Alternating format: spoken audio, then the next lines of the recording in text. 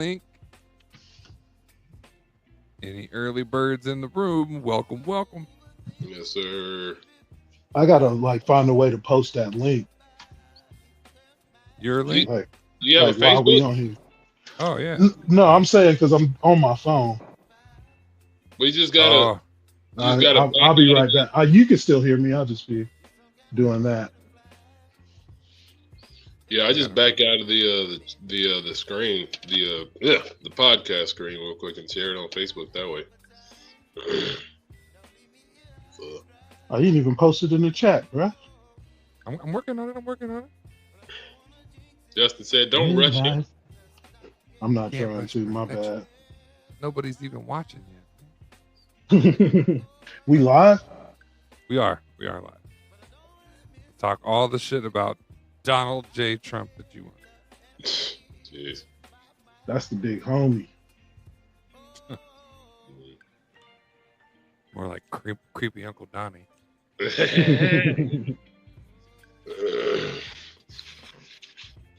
But y'all know how I do it. I don't even. Whoa, relax, bruh. My cat done gave herself a concussion.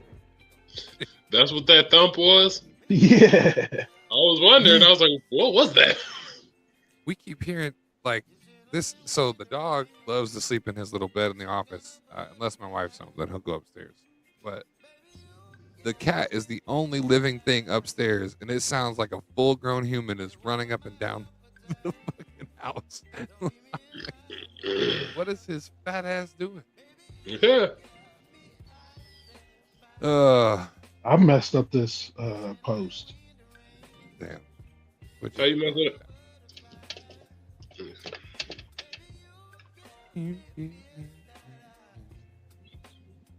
There we go. Man, we need to Oh, find because this it makes me actually click the link, go to YouTube, and hit Yeah, share. and just then copy. Yeah, just share copy. from there. I did copy it, and it like I went to paste it on my whatchamacallit, it was all off. I might like get muted. No, we're Yeah. Now my phone's just stuck. uh, Share, try to promote the show. copy. Yeah, that's all I'm trying to do. And the We devil should won't have let. the. I think I'm going to combine my DJ business website with. I'm just going to label everything under H2G so that I can have some income to pay for everything under LLC. That way, nobody has to. For People can buy sure. in if they want to, but the company itself can pay for everything. If anybody hits you up from around here, let me know. Oh yeah, I got the equipment. I just need to get lights. that's what we're about to order. A whole bunch of because I've got 2 weddings booked that I need lighting for both. So. But yeah, I just went and dropped a little bit at Guitar Center just to replace the stuff I blew out at the last wedding I did. My Yeah, friends it's are big about into- that time too. Yep. Yeah, summer is about to. Or spring and summer about to be here. DJing weddings, man. If you can swing it, it's the best side gig. You work I know. That's why. 6 That's why I hours on want to do it. I need 6 to hours get on a Saturday. You make $1,800 easy. I've always wanted to be a DJ. I just never had the equipment option. But I know music well enough to put together a playlist. That ain't ever the issue. Oh yeah, yeah. And I've got a form. Once I get the LLC done, we can literally. You guys can all operate under the. You don't have to start your own if you don't want. We can all operate under the one. Yeah, that would be dope. Just to, And I've got I built DJs. Yeah, it works with H2G. Works with our whole mission, and it gives us a revenue stream to fund this stuff, so we can start paying for whatever. Right. Because I bought that equipment and I've only used it once. Yeah, I've And practiced carrying mine. That's it. I played on it, but yeah, that wedding I did, I really didn't have to do anything. yeah. So it was nice. Right, Yeah, right. That's the thing about it. They'll tell you what they want to hear, and you just do that. You just got it, basically. Yeah, just play through it pretty much. Yeah. Yep. MC liven up MC the party, play some game. Yeah, MC stuff. I've got a form. If you're gonna start selling online, let me know. I can give you the form. And I set it up with every question you could think of, like, am I doing the reception and the ceremony? Do you need me for X? Because I charge 4 hours or less, I charge one price. 6 hours or less, I charge another price, and then 6 hours plus, I charge another price. So around here, the normal like 4 hours or less is like 15 to 18 for most DJs. So I do $12.50 for 4 hours or less, and then it's like $2,000 around here for 6 hours plus. So I do 15 for 6 or less, and negotiate past that based on what Yeah. we're all live just talking about pricing. That's my Right. pricing, folks. So if you're in Kansas City and you need to all right, let's get going. That's right, we're DJs and we're DJs. We're DJs and DJs, different kinds of You already know. anyway. We got so much talented. yeah, multi-talented. Everybody here sings. We need to start a choir, something madrigals. I don't know. Okay. Right. 3-part quartet. That'd be dope. Yeah. Well, 4, because we still got Trey. We got Trey. Trey can sing, right? He would probably say no. He's a beatbox. Yeah. Oh yeah, we gotta have the beat. All right, we're gonna talk basketball. We're gonna talk football. We're gonna talk boxing today. A little bit of WWE, and I wrote a story, a completely original story that's gonna make everybody mad. No, I'm just kidding. You got so much to hear, and it's The Wire. It starts right now. I'm going in, it's 1st and 10. I'm a legend boy, a champion. They can't match the flows, the X's and O's. I'm breaking the code, devastation about to unfold. They calling me Derek by the way I roll. Bet you never ever seen a pro this cold. I float like a butterfly, sting like a bee. I mix with Iron Mike and the great Ali. I'm a run it back, believe me baby. I fathered the game, call me Daddy Brady. I'm like that, try be like this. Sammy Sosa, that boy don't miss. It's the return of the greatest. Any way you name it, I'm everybody's favorite. I'm bringing the pain and bringing the fire. Hey, stay tuned, it's going down to the wire.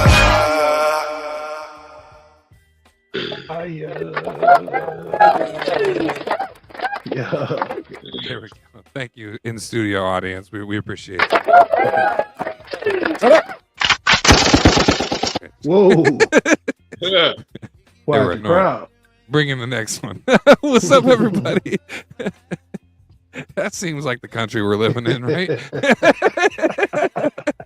It wouldn't surprise me. It wouldn't surprise me at all. What's going on, fellas? How are we doing? How was your week? It's been pretty good. My dad, I don't know about pretty sure I said it last week. My dad came into town. He and old Roscoe just left earlier today, so now I got the house to myself again. So Hey. it's always nice. And got going to a you weren't here on here, Sahi, but I'm going to a silent disco tomorrow, so that should be interesting. Downtown Yeah, on 3rd Street. yeah. Yeah. Going? I went to one of those before. Oh shoot! You want to come tomorrow? No, I can't come tomorrow. Oh shit! All right. That should be But- fun, though. Yeah, it should be Yeah. a lot of fun. You're gonna love it. Yeah, I'm supposed to be meeting up with this chick, so we go. Okay. Oh. Don't set it up. Awkwardly dancing in a circle. The music only I can hear. Yeah, it's great. I don't even know. Oh no, it's supposed to be like EDM, R&B, and something else. So I'll figure it out when I get there. Okay. But I got to work tomorrow, so I'm gonna get off work and speed home, change, and go. I guess dance with strangers. Yeah, to some R&B. That's gonna be fire. When I went, it was like techno or something. It was Dance, still dance, fun. dance. Right. Dun, dun, dun, dun, dun, dun, dun. Hey, you play Sandstorm for a few hours straight. I'll be with it. Oh, yeah. That is Oh, yeah. that is my jam. But my week's Especially been pretty good. What is that? I don't even know what that is. Especially after what?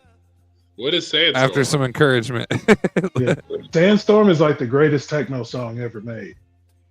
Look it up after the show Okay. for sure. You You definitely know gonna, it. yeah, you know it though. You're gonna be like, oh, this is Yeah, what I that's called. probably do. But like, I Yeah, went to a yeah. lot of paint parties back in the day, but like, I never knew what any of the songs were called, and obviously Yeah. I'm distracted. So Yeah, I used to make CDs in high school, so I had download off LimeWire and stuff. I think I still have a few of those. Uh-huh. but your computers were hella crashed. Matter of fact, I still need my money Huh? back from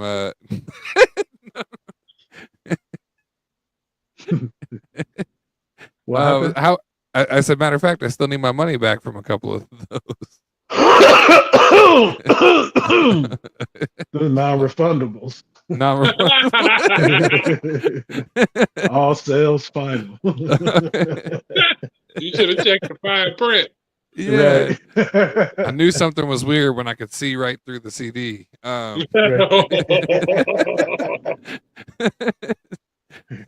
Like, you sure there's shit on here? Yeah, man, Sure. you're Yeah. good.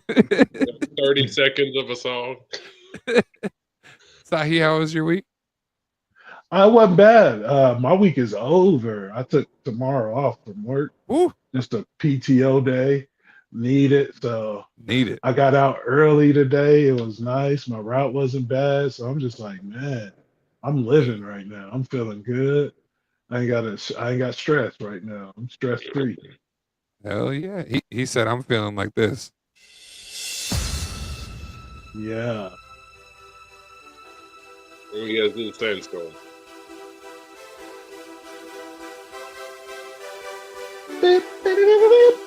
Oh, that's that song? That's what that fucking song is? Oh, God. Yeah. Of course I've heard this song before. Everybody. Most- knows this song. If they Most put of a the lot time you hear it, it's probably like, and now time for your starting lineup. Yeah. that, yeah. Introducing first, center. At center. You funny as hell. Done some player introductions back in the day. Oh yeah. Now they're just not even. Yeah, nobody likes their jobs anymore. That's me. They literally. They told me they let. So I do the football announcing for my kids' games. Now he's gonna be in 6th grade. It was 5th grade last year. And that's how numbers work. If you didn't know, 5th and then 6th. But I don't know why I said that. But they told me I had to calm down with the growling on one of the games because I kept getting it. They were just crushing the other team, and so they felt like it was a little too much. Number 57, Connor. Calls were too aggressive. They're like, hey, it's 72-0. Can you cool out?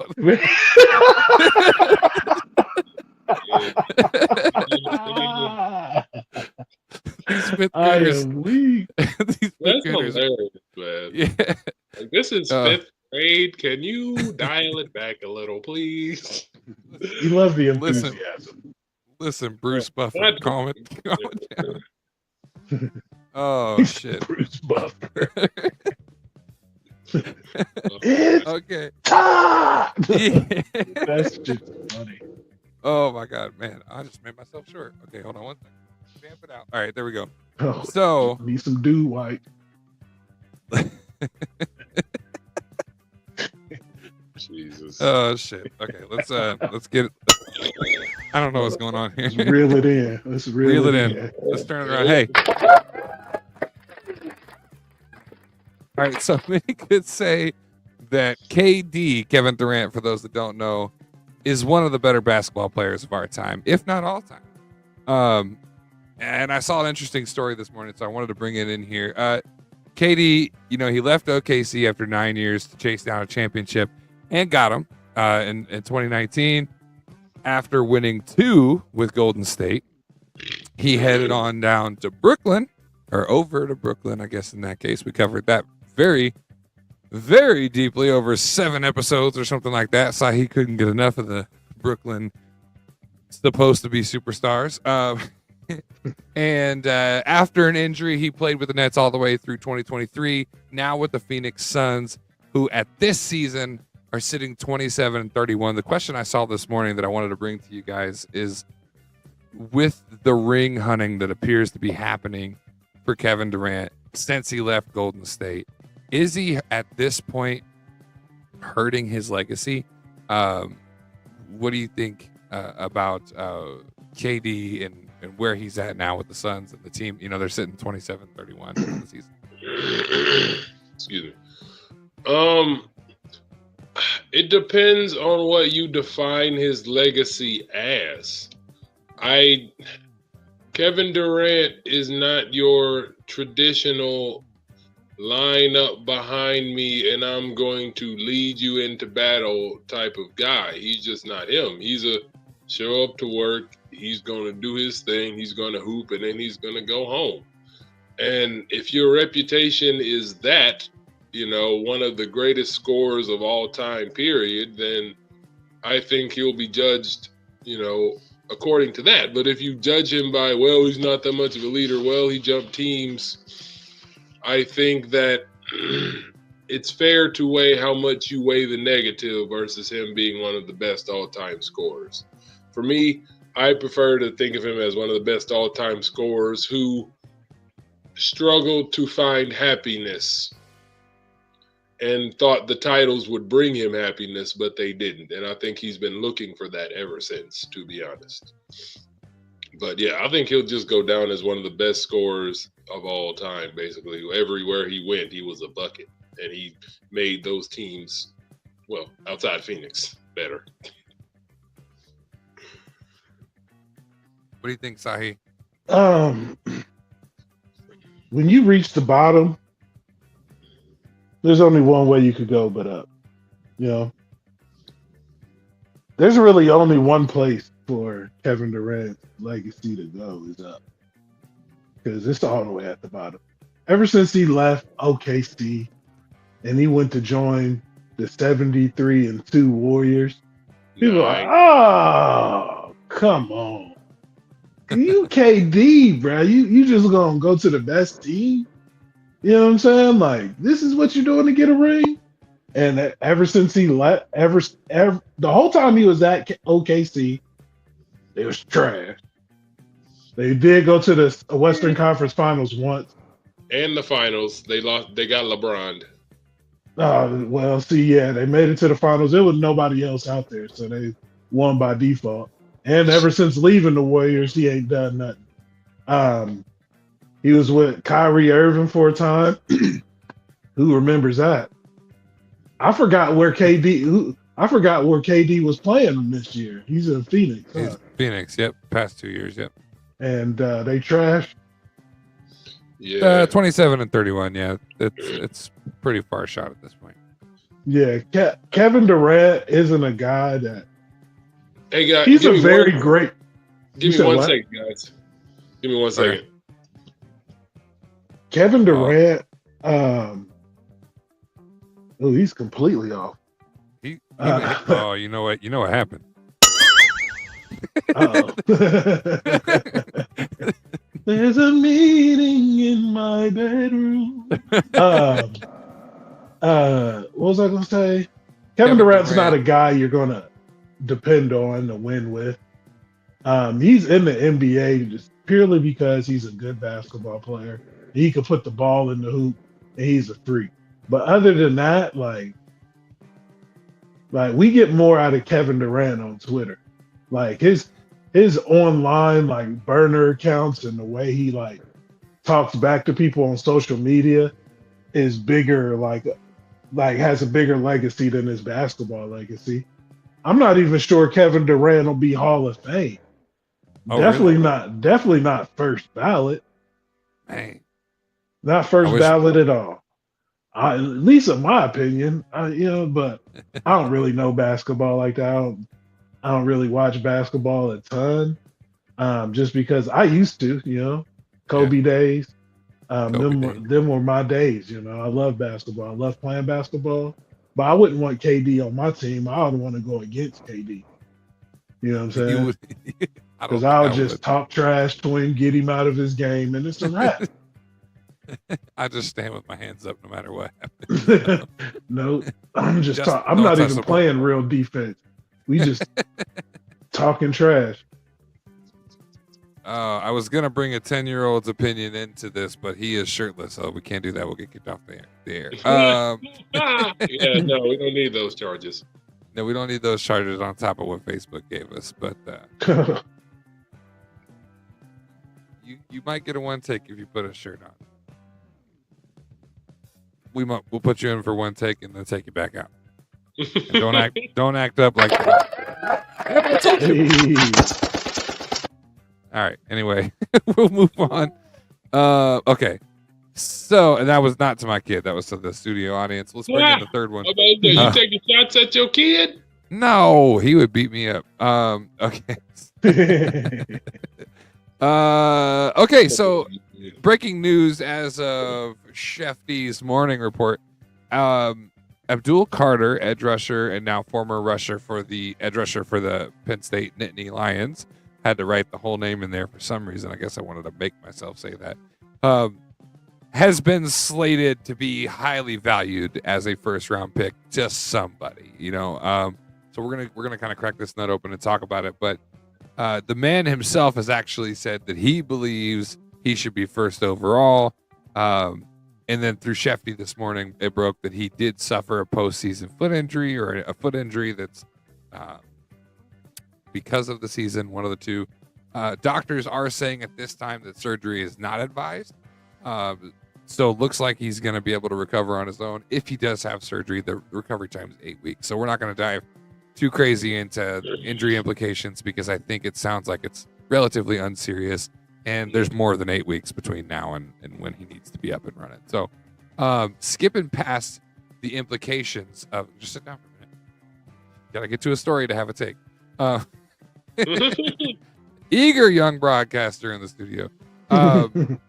So moving past the injury, I wanted to turn our attention to not only the comments that Abdul made about being the obvious first pick over at least the top two quarterbacks in Cam Ward and Shedeur Sanders, and then you have to think about the generational talent and Travis Hunter, who's going to be highly in demand in that first round. Do you guys think, because I heard it on one of the ESPN shows this morning, them going back and forth about QB versus other positions. Do you think it's possible that an edge rusher could have the same or more impact as a QB for teams like the top three, Titans, Browns, and then Giants, who are, let's be clear, desperately in need of change at the QB position? You want to go first, Sai? So repeat the question again. Do you think about that an edge rusher could have as much of an impact as a QB for teams like the Titans, Browns, or Giants? Titans, Browns, or Giants? Let's pick 1, 2, and 3 respectively.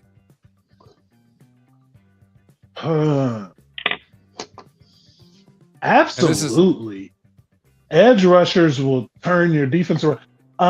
Didn't the Texans get edge rusher like number 1 or number 2 with Will Anderson? Yes. Yep. Yeah. Who they have on the other side? I forget who the Texans have on the other side, but I think they got some other good defensive ends. Like pressure, if you could get pressure off the edge. Oh, the Browns, if they got what's the guy's name? Abdul Carter. Abdul Carter, yeah. If they pair him up with Myles Garrett, oh my goodness, that Cleveland Browns defense is scary again. The Giants, oh my God, they got what's his name, Brian Burns on the other side from Carolina. So yeah, I think all three of these teams would benefit greatly, but more than a quarterback, you're asking? Yeah, because we've got, at least, to consider out of the top 3 picks for those 3 teams, Cam Ward, absolute phenomenal quarterback. Yeah. Shedeur Sanders, and then Travis Hunter. Some teams may be looking for the threat there. So we're going to focus in on quarterback, but do you think edge rusher could be considered more of an impact than QB for these teams? No, because I don't believe in the quarterback.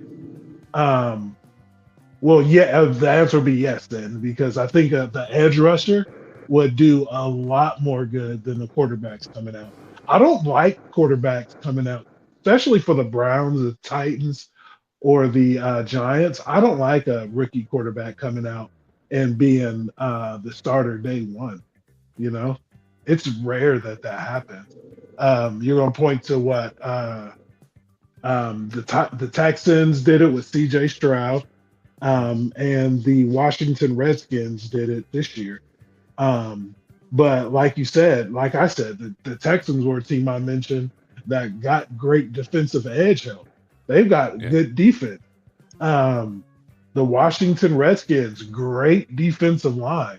And then they shored up the secondary towards the end, brought in Bobby Wagner.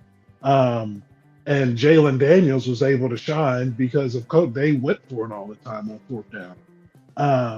Uses athleticism. Who knows how long that's sustainable? But I like the DNs. I like for those three teams. I would go for the edge rush if I had the chance. But with his injury, that might change things. You know. Ray, what do you think? If you're a top 3 team general manager, are you thinking quarterback? Or are you thinking? I mean, and let's be clear, Abdul Carter's a monster.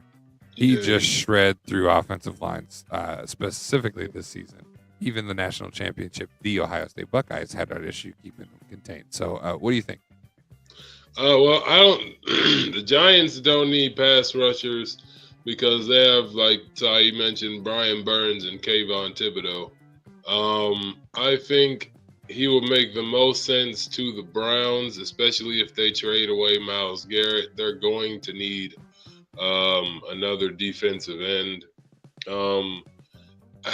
I just think unless you have the infrastructure to support a quarterback, you don't need to take one that early. And teams are going to do it anyway, but the Chicago GM just came out and said they probably skipped some step with Caleb Williams. And it's like, no shit.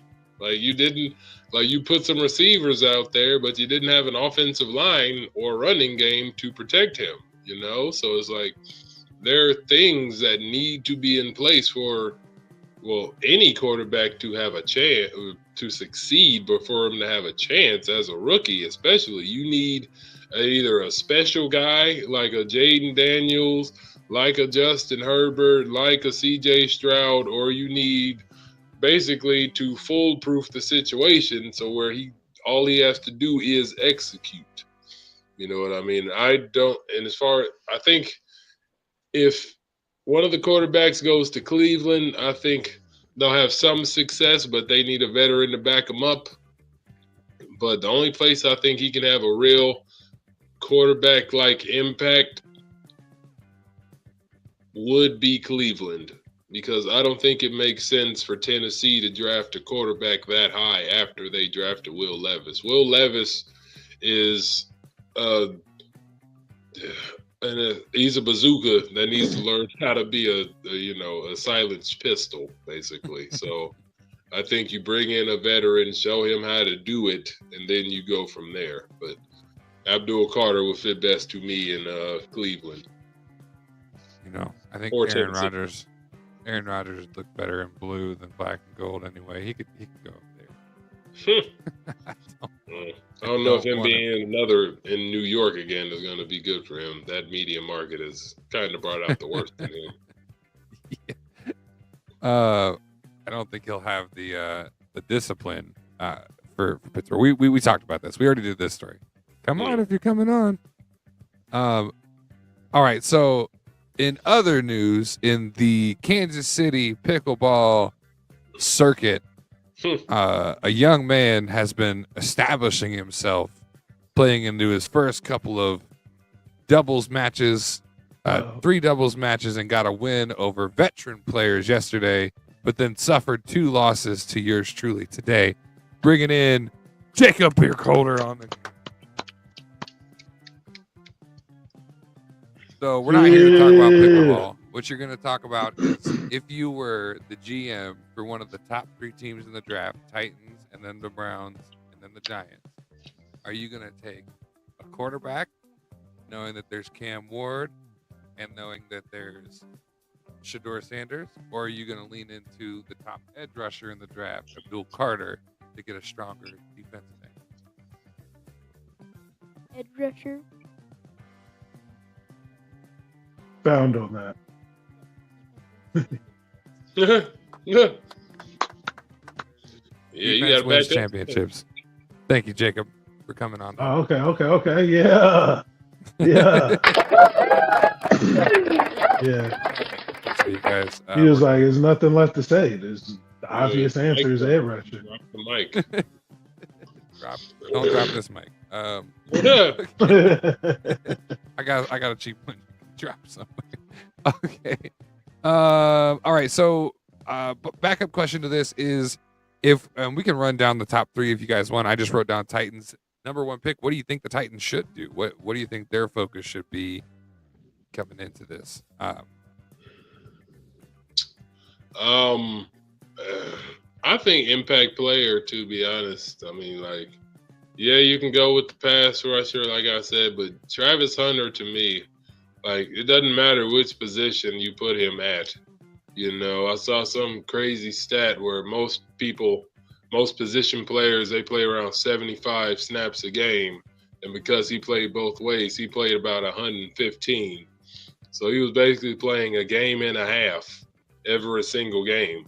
And I don't think he's going to be able to keep up that pace in the pros. But, you know, if you make him a wide receiver, you can put him in as the nickel or the fourth corner, you know, and I think that might be what they do, because he's just a really explosive athlete on offense. But I think if they want to get, Will Levis to where they think he can be, give him as many playmakers as you can, you know. So I'd go Travis Hunter personally. Okay. Sahih, if you're working in Tennessee, who you got your eyes on for that first pick? Ray hit it right on the head. Impact player, Travis Hunter. He's a Tennessee Titan, probably, most likely. All right. I'd feel better about it if Mike Vrabel were still the head coach, because I have a feeling he could, you know, utilize that versatility a little better, being he was a versatile player himself. But I still have confidence in it. Yeah, I want a team to trade up for Travis Hunter. I don't want him to go to Tennessee. What's wrong with Tennessee? Did any of you watch a Tennessee Titans game? Well, I mean, besides the obvious, I mean, he could help him improve. He's not going to help the league improve there. It could be forgotten. For sure. Well, you know, we cultivate receiver culture down in Pittsburgh. So come on down, put on a nice black and gold jersey. Pittsburgh, pay everything. We need help. No, we need a quarterback. And not a new one. Okay. Man, we might blaze right through these stories here. The world, at least the boxing world, has their eyes on the 2-division world champion, WBA super lightweight champion, and I think Olympic medalist at some point, Tank Davis, as he set to defend his title for the second time on Saturday against a man that he's fought not once, but twice. And to be clear, he didn't fight him for the title yet. He fought him back in the amateur days, won both of those fights by decision. But he is facing now Lamont Roach, who since his amateur days has quite improved. Although Tank Davis comes into this fight 30 wins, 0 losses, 0 draws, picture perfect record. He's got 28 knockouts, which is an outstanding 93% knockout ratio. The man lives up to his name. Tank, absolute tank. His opponent has, like I said, lost the 2 decisions in the amateur days to Tank Davis. But now he's earned a professional record of 25-1-1 the reason I brought this in, one, I think it's going to be a great fight to go and watch on Saturday. So if you have the opportunity, go check it out. Two, late last year, actually, Tank Davis announced that he's looking to hang up the gloves in 2025. So my first question is, do you think that there is a certain level of pressure that goes on to a boxer who has a damn near absolute perfect? The only thing he could have done better is knockouts in his 2 other fights. Is there a certain level of pressure that goes on to Tank's back as he heads into this fight on Saturday, given that this could be one of his final fights? No, because I don't necessarily think he's going to retire. I don't know how old he is, but I know he can't be over 30 yet. So, usually the only reason athletes quit early in their prime is if they have something better coming. And I don't know if he does. So my guess is he's trying to drum up some attention for this fight, and he's probably going to fight one more time, maybe at the end of this year, and then maybe do one of them celebrity fights. But Tank's just too good. I saw him fight Ryan Garcia, and, I don't know how seriously I was supposed to take that, but, I thought Ryan Garcia had a shot, but apparently not, because Tank was setting him up the entire fight. And, he got that boy with a body punch, which is insane to me. But yeah, I think Tank gonna do what he always gonna do. I think the pressure is on the other man to knock that 0 off of his record, not on Tank, because all he has to do is stick to the game plan, do what he been doing, and he gonna walk out the same way he walked in, undefeated. So I think all the pressure is on the Roach guy to avenge the losses and to put that 0 on Tank's record. 30 wins, no losses, no draws, and he's 30 years old. I just looked up. So this is Sahi, boxing aficionado. The man, the Midland knows. He teaches the boxers about their own stats because they're a little punchy. Right. Tank, you know the man, you know his style. Is there a certain level of pressure that gets added to him at this point in the career? And just to comment on that point too, Ray, keep in mind, for fighters, you're getting punched in the head for a living. 30's pretty old. What do you think, Sahi? I wish I could do a real good Teddy Atlas, saying impression. But the pressure's got to come from the guy that he's fighting. He's got to Lamont Roach. He's got to come in there and put the pressure on. I don't know. I got to listen to some Teddy Atlas. But Ray was right. The pressure's on the other guy. But the pressure, as in, he's got to put the pressure on Tank in the fight. But that's exactly what Tank wants you to do. Okay. Inside that ring, that's Tank's game. He's coming in there ultra confident, one of the highest. He knocks everybody out. Either he knocks him out cold, or like he did to Ryan Garcia, he's going to tap him to the body a couple times, and the guy's not going to stand back up. He's going to, I can't go no more. But that was really a hydration clause thing. I'm not sure if there's a hydration clause in this fight. Usually that's the big hoopla around Tank fight. He's a little guy, he fights I think this fight is at 135. So yeah. I don't think I've been 135 since the 6th grade. Huh? It's been a while. It's been a long time. That is tiny. And the knock on Tank is it's going to be hard for him to move up, So, and challenge a lot of people. So where he's at right now, like, it kind of makes me think like maybe he could retire, because he doesn't really see a path to move up, and he's definitely not going to be able to go down. So 135. Right. Maybe we'll see him at 140. Definitely not 147. There's some killers up there, So, I don't think there's any pressure on him this fight. He's ultra confident, and I feel like he's going to get the win. But it'd be nice to see the odds, Put a little on Lamont Roach to get the job done. Absolutely. So who do you do we do pick 'em? Do you want to do a pick 'em? Yeah, we can. Yeah. Who you got? Who you got winning the fight? And why? Oh, Tank. Just because for the reasons I said, I think the pressure is all on the Roach guy. Tank's been, lining him up and knocking him down, and like you said, he might use that hydration clause to his advantage, but you got to use what you got. So it's working for him, and I just think, like you said, his chin combined with his technique and his ability to set you up for the shot he wants later on in the fight. I just think Tank is going to take this one. Yeah. One thing, Lamont Roach is moving up from 130. So you got to take that into consideration. He's stepping up. So I think Tank gets the win. I'm going to go with a knockout rounds 5 through 7. You're for real. So if you're going to put a bet in, go from rounds 5 through 7. I don't see it going longer than 7.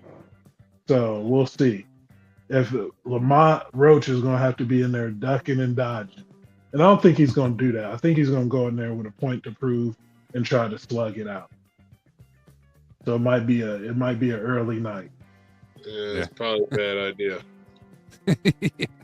That's we used to talk about that with Merriweather, and they trained together for a while.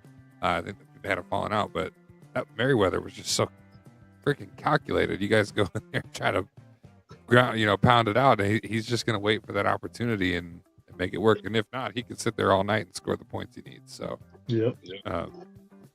Okay, so last take on Tank Davis.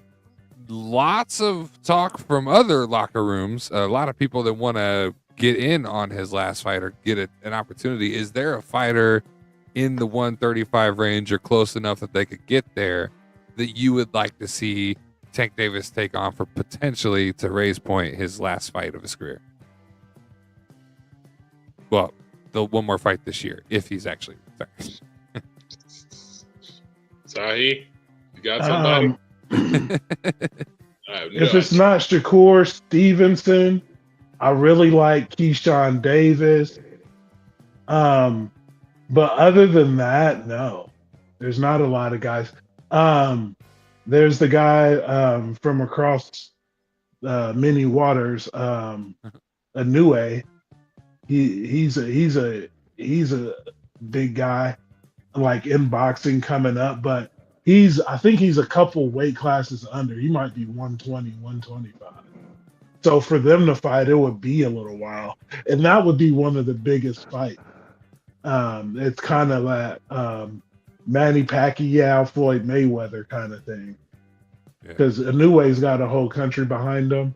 The thing about Tank Davis, he's got a lot of fans, but he doesn't have as many haters as Floyd did. Gervonta Tank Davis isn't as good at manipulating the media like Floyd was. So Tank, he hasn't built his star high enough to really be that guy that you talk about. Because Floyd hasn't fought in years, and people still talk about Floyd Mayweather. Oh yeah, that's the kind of impact he had, not only on boxing but just like sport culture, But he just fought at a time where he fought a guy from Ireland. He fought some guys from Mexico, fought some guys from the UK. You know what I'm saying?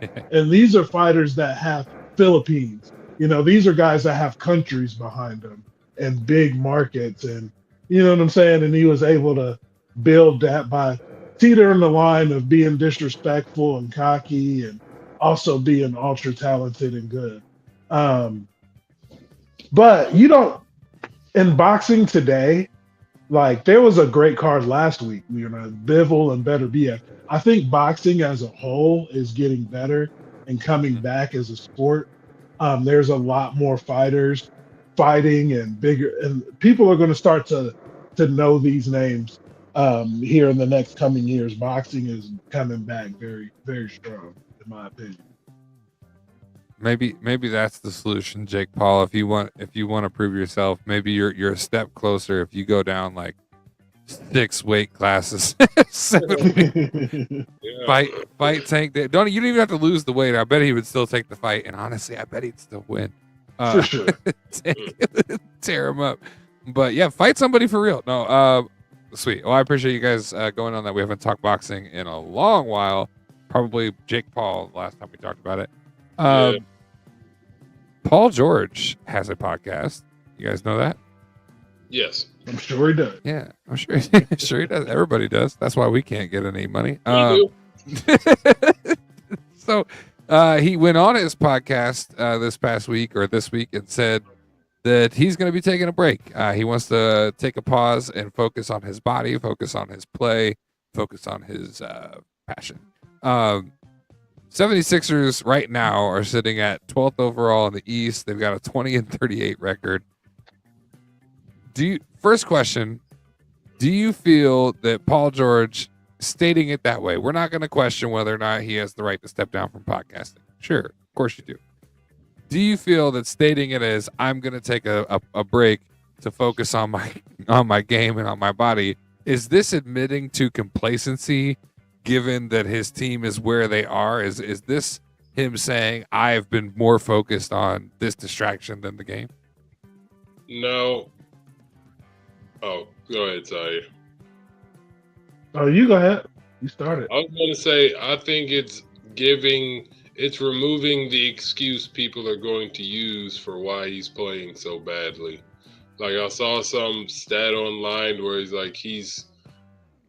logged more podcast minutes than points or something this month or whatever it was. Like, people are using that as a reason for his distraction, but everybody has extracurricular activities outside of work, or most people do. Hell, we do. That's what this is for us. So, I think only professional athletes, the mystique is you got to be all about your sport 100% of the time, 120% of the time. And if you ain't, then you ain't fully dedicated. And it's just, people need releases to get their innermost thoughts out. Professional athletes are no different.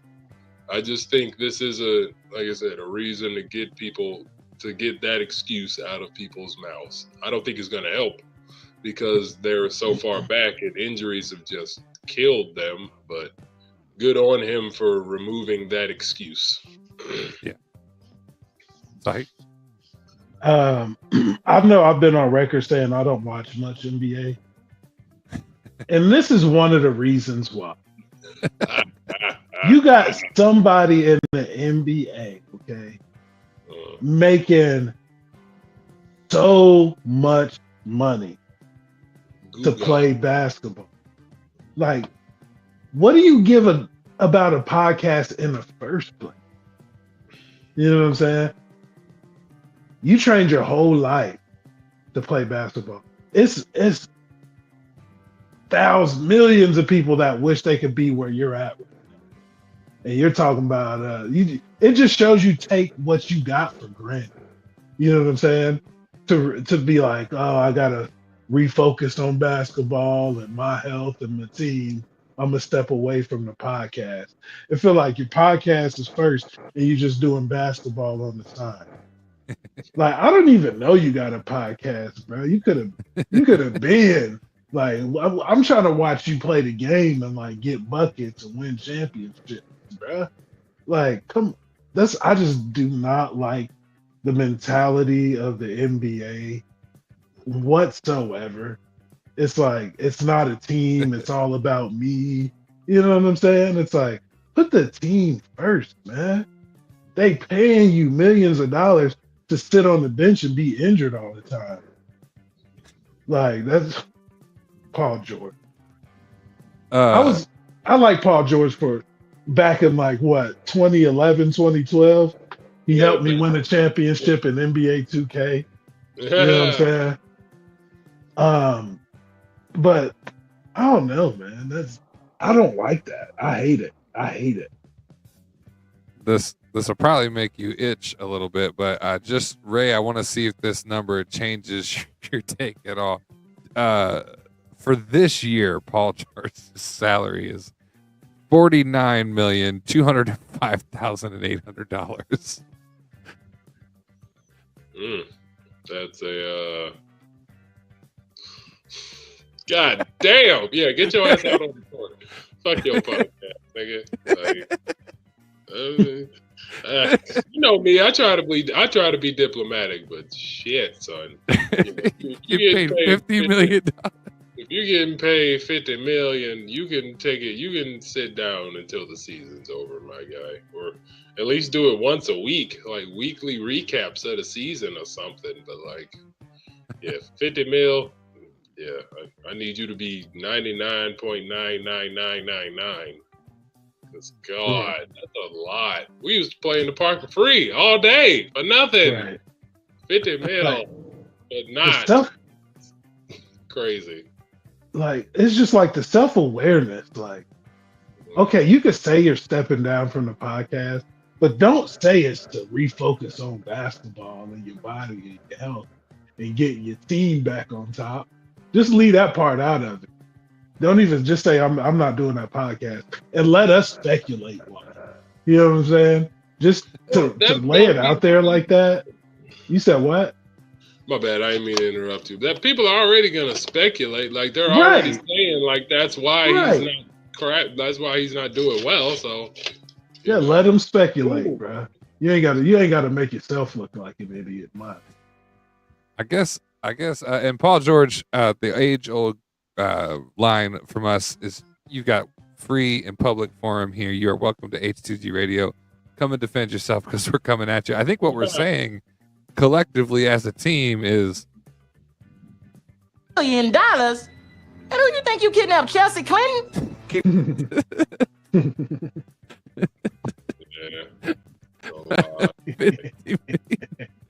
Oh shit, that wasn't.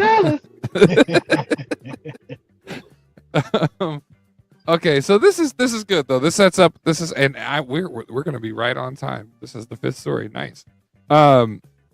Listen. Speaking of off the court, off the field, off whatever distractions, this by no means, the situation with Paul George is the first time we've seen fame kind of stepping in as a distraction for pro athletes. And I'm not even the first time in 2025. I mean, this happens, it seems like a lot. Ray and Sahi, even from back when you used to watch, we've seen this happen with wrestling probably more than anywhere else. They get an opportunity, then the distraction becomes the full-time job. We've seen it in major sports. We talked about it a little bit earlier. Kyrie Irving, think back to Terrell Owens, to freaking Aaron Rodgers. These guys have got all these distractions, completely taking them out of their sport. Maybe the most notable, or at least recently, and this is by no means hatred for related to my hatred for a certain team, because I like Travis Kelce, but let's be honest, he may be a Hall of Famer, fantastic tight end if you look at his career, but just this past year, looking at his extreme effort had to have gone into the podcast and their epic success. They're doing fantastic with their show. He's had a multitude, maybe 30 television commercials between different sponsorships. He's in a TV series. He's got one, if not two, film roles. And let's not forget, he's dating one of, if not the biggest pop star on the planet off of the field. On the field, just 3 years ago, and for years before that, Travis Kelce averaged about 1,200 yards a season, around 10 or more touchdowns, always with 100 or more targets or around that. Really impressive for a tight end, especially when it's consistent year after year after year. With the same amount of targets last season, Kelce had 984 yards, 5 touchdowns, had troubles with finding space to get open, multiple drops that he went on record and talked to about himself. This season, mind you, this is the roughly right around the same amount of targets. Drops down another 823 yards. 3 touchdowns on the season, multiple drops, cause of interceptions, just not able to get open in some cases. So first and foremost, my question is this, which bucket does this fall into? Is this the rapid decline of player who's on his road to retirement, or do you attribute this to distraction and all of those things that we listed off? I would have to say distraction a little bit, and the other part of it is the lack of weapons on Kansas City, dynamic weapons. Didn't they have a receiver get suspended for the year? He didn't get well. He got brought back. Yeah. Oh, he got brought back, Rashid Rice. Yeah, and he wasn't. They got D Hop. He wasn't really as effective. Teams are really just like keying on Travis Kelce. They didn't really have the offensive line. And the distractions do not help. To really have that success that you want in the high numbers, you got to be locked in. You can't just stroll out there and just expect to do great. I think it's and Travis Kelce, he's up there. He's 35, going to be going on 36 maybe. He's up there. He's played a long time. And eventually, Father Time catches up to everybody, especially playing in the trenches as a tight end. Now, he's not the most physical tight end. He gets away with it. Tony Gonzalez played a long time, and he's kind of in that mold, I don't know. I think it's just a combination of all that and why Travis Kelce's numbers might have went low, but 800 yards for a tight end, there's plenty of tight ends that would love those numbers. The number one tight end in yards, I think, only had 1,100 yards, so maybe 300 more. So Travis Kelce, he's still right up there at the top.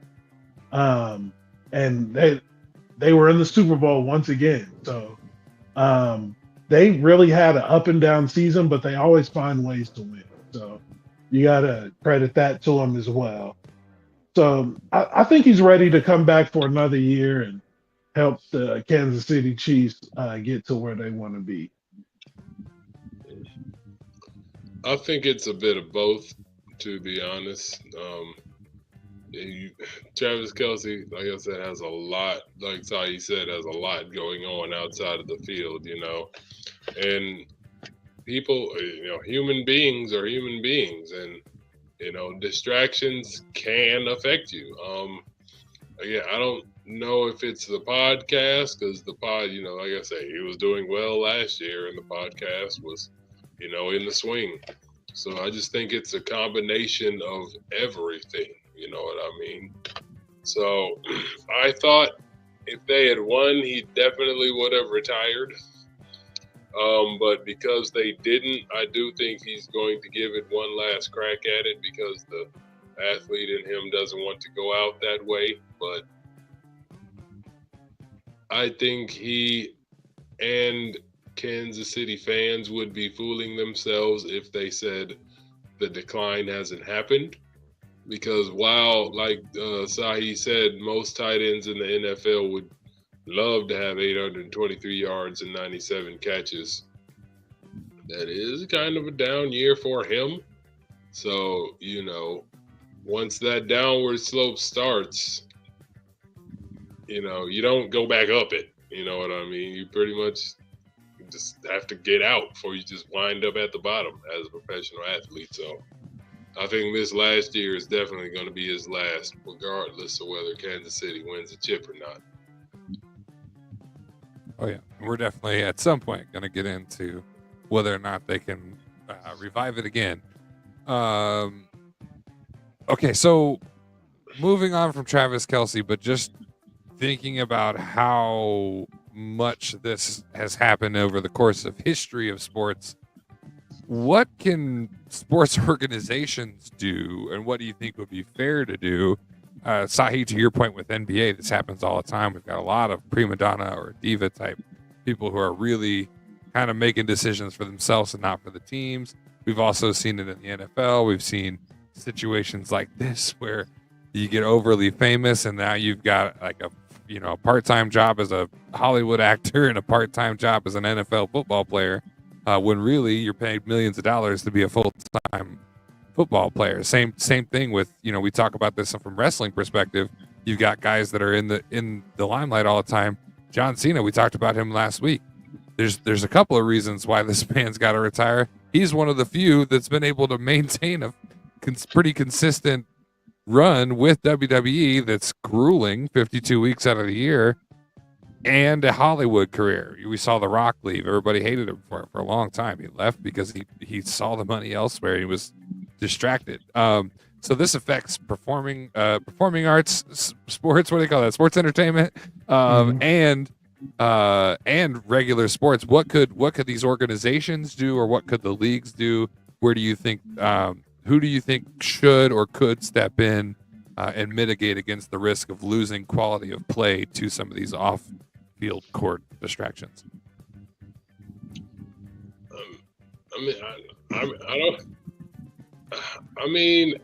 I don't know, because it should, unless you're just a lump on a lump, most human beings want to, move on and progress to the next thing and the next level of life. You know what I mean? And if the opportunity is out there, then I don't know how you could genuinely stand in someone's way. You know what I mean?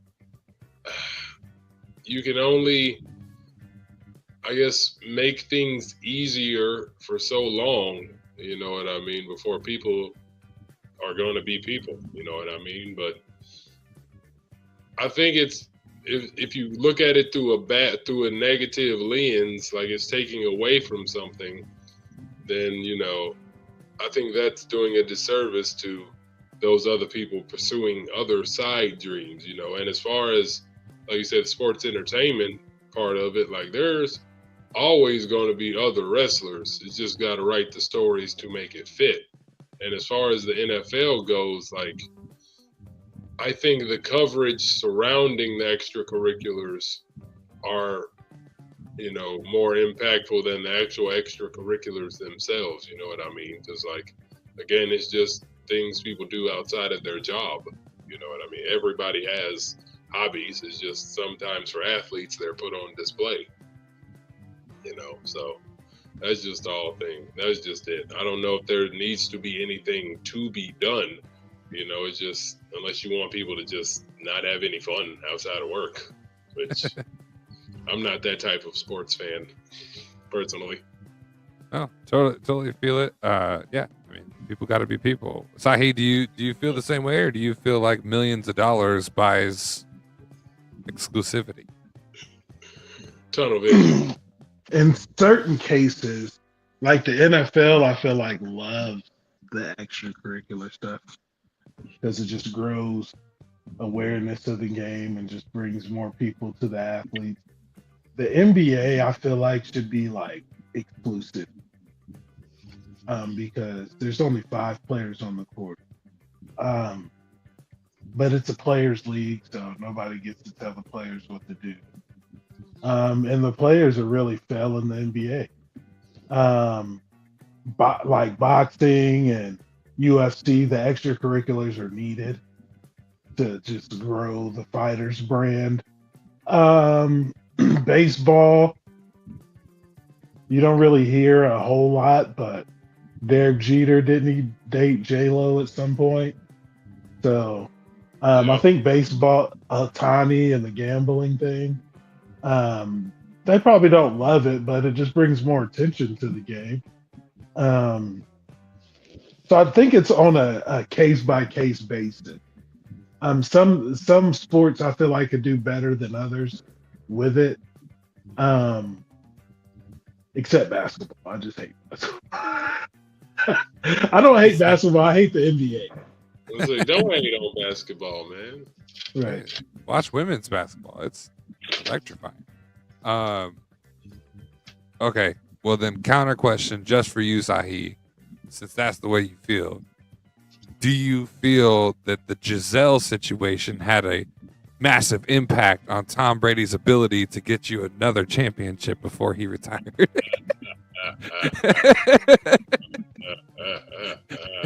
I think so. I think so. That man was fighting for his life. Oh, I just had to throw that out there. If you haven't seen the roast, that is an excellent laugh. Kevin Hart- I haven't Hart's seen like, the roast. I need to watch. Oh my I god! haven't seen it in full, but I did know Tom Brady was not happy. No, he got over it later and understood what he was not built for it though, for sure.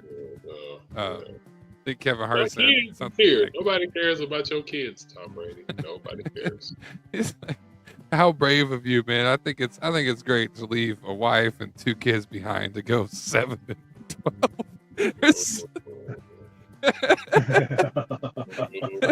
Whatever the record was. Oh, I don't think it was that bad. Can you even go Nah, 7 and Yeah, it was like 8-9. 8? Yeah. Yes. You left He's your like- wife and kids to go 8 and 9. Good job. Oh, man. Yeah, that was. Oh, that's rough. Tom Brady, you can always come on the show and defend yourself. We've got 1 viewer, so I hope it's not you. His Fox money will dry his tears. Tom Yeah, I'm sure Brady's it will. watching. He's gonna come out of retirement after this. I'm gonna show y'all. She has nothing to do with. Anyway, all right. Well, that's all I wrote. We are 6 minutes over, but that's better than 30 minutes over. We're gonna go around to final thoughts. Can be about anything you want it to be. Well, my final thought is about this Saturday is the Elimination Chamber in WWE. It's WrestleMania season, so we're gearing up to see who's gonna challenge for all the belts. So I'm interested to see how those matches come about. Heck yeah, I'll be watching. So, Yeah. My final thought is I couldn't really think of a final thought today. I have another one. My bad. Like I just there's nothing final about right now. There's nothing final that's deep. about right now. You can always get through it, push forward, and keep going. Just keep going. Just strive for better. Yeah. Okay, you got Yeah. no, I'm just cut it off right there. No, I'm just kidding. Ray, you said you had another one? Oh yeah, I was gonna say, get your tickets for the scholarship benefit, March 29th.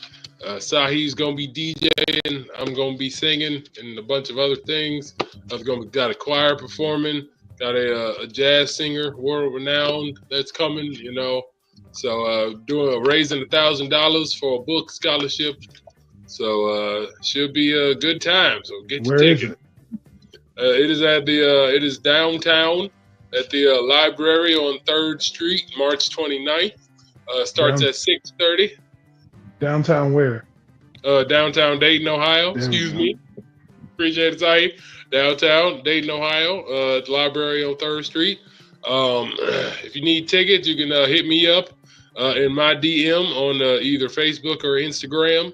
And there's an email, but I don't know if my aunt wants me to give out her email on live stream. So just hit me up in my DMs, and I will pass you along the right channel. So yeah, tickets are $35. So come see a good performance and raise some good money for a good cause.